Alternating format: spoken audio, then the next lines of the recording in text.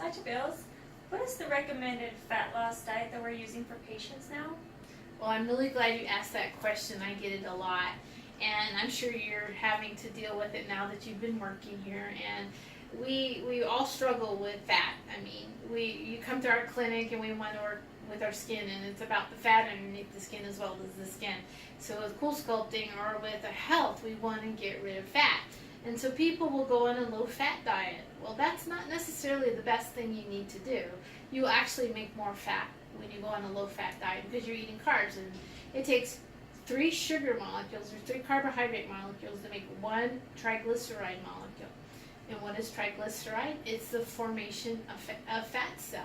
So, and the fat cell can get bigger and bigger and bigger. You can just keep stuffing that thing with triglycerides. So remember, 3 sugar molecules to make 1 triglyceride. And so we want to shrink the fat cells that we have, right? So the smaller our fat cells, the less subcutaneous fat we have. So whether it's in our face, our neck, which is a troublesome spot sometimes, and then right around here.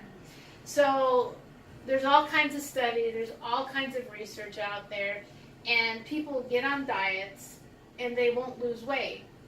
Well, I'm trying to get people to think about changing their fat, because you want your fat to be soft and supple, like when we were younger, okay? You want that nice, smooth skin, it has that nice conditioning. And by losing weight, maybe that's not the best thing for our fat. So we want good, healthy fat. So how do you do that? Well, you have to prime the pump. You have to get your liver engaged in changing what's going on. And it's kind of like shocking the system. So you go from whatever diet you're on to a 20-gram carbohydrate ketogenic diet. Well, if you go from the American diet, which is a large carbohydrate diet, down to that, you're going to feel pretty miserable. So that's why the ketogenic diet fails, because they don't give yourself a chance to get there.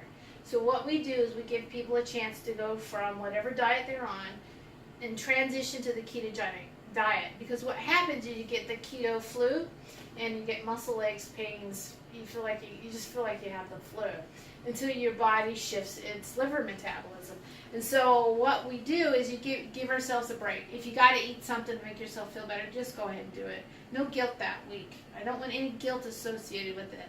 And then you're going to get down and you're going to be doing that 20, 25 gram carbohydrate diet. And you're like, I'm not losing weight, but we're not trying to lose the weight. We're trying to change your fat.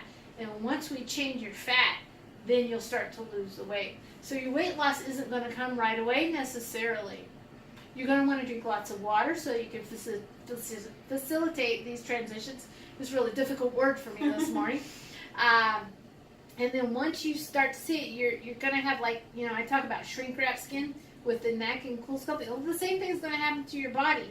That skin's going to get tighter against your body because that subcutaneous fat's going to diminish.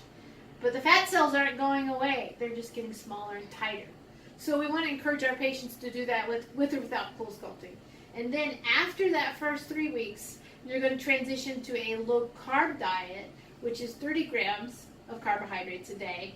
And then we're going to do that for a month. And then the final month, you're going to go to a Weight Watchers or a Mediterranean diet, which is 40 to 50 grams per month. All these meet the ADA recommendation. You don't want to ever consume more than 90 grams of protein when you're on this diet. And you're going to have to eat so much food you're not going to be hungry. And if you're hungry, you're not eating enough protein. So if you have any questions, just come and ask me, and hopefully we'll have some more videos addressing this as well. But thanks for the question. Thank you, Dr. Bills. Have a great day, everybody.